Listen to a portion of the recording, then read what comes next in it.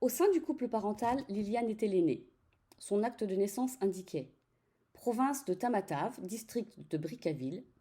Le 1er janvier 1935 à 17 heures est née à Maroloa, canton de Ranamufana, Liliane G. D'autre part, sur ses mémoires, Eugène avait écrit Liliane a perdu sa mère à 5 ans, en 1940, à Tanamakwa, derrière Villa Colmar où je vivais alors avec ma mère et ma grand-mère. Emma avait lu et relu les pages de ce manuscrit. Et là, une fois encore, elle ne comprenait pas. Ses parents lui avaient toujours dit que les deux familles ne se connaissaient pas et que c'était probablement la raison de leur mésentente. Les notes de son père indiquaient ensuite 3 ans après, le père de Liliane se remaria et, avec sa belle-mère Tim, Liliane cohabita à rue Reine-Betty, qui débouchait devant la maison Gerbeau, marchand de vin, avec la famille Frégence. Leur fille aînée, Lise, avec qui elle fit sa communion solennelle, devint sa grande amie. Dans la même rue et sur le même alignement, la famille Nicole, Juliane et ses enfants Yolande, Loulou et Christian partageaient le château Tremblant avec le vétérinaire Ratsim Andressi. Puis Liliane emménagea rue Sylvain Roux, sans son père, avec Tim, Suzy et la famille Pignolet qui partageaient la maison.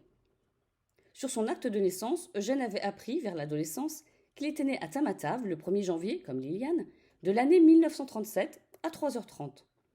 2 jours après, il fut déclaré fils de Marlo Emeline, sans profession, domicilié à Tamatave en octobre 1910, Tananarive.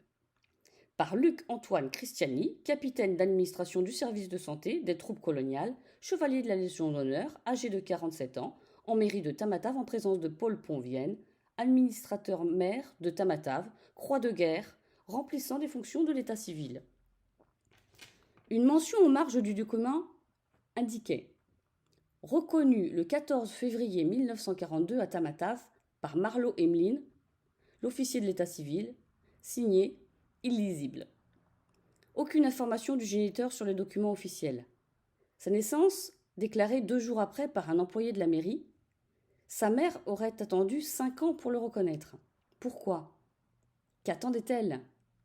Ou peut-être qui attendait-elle? D'après les dires d'Eugène, sa mère ne lui aurait jamais expliqué. Il serait donc né de père inconnu, et sa mère serait morte sans jamais lui révéler ce secret capital.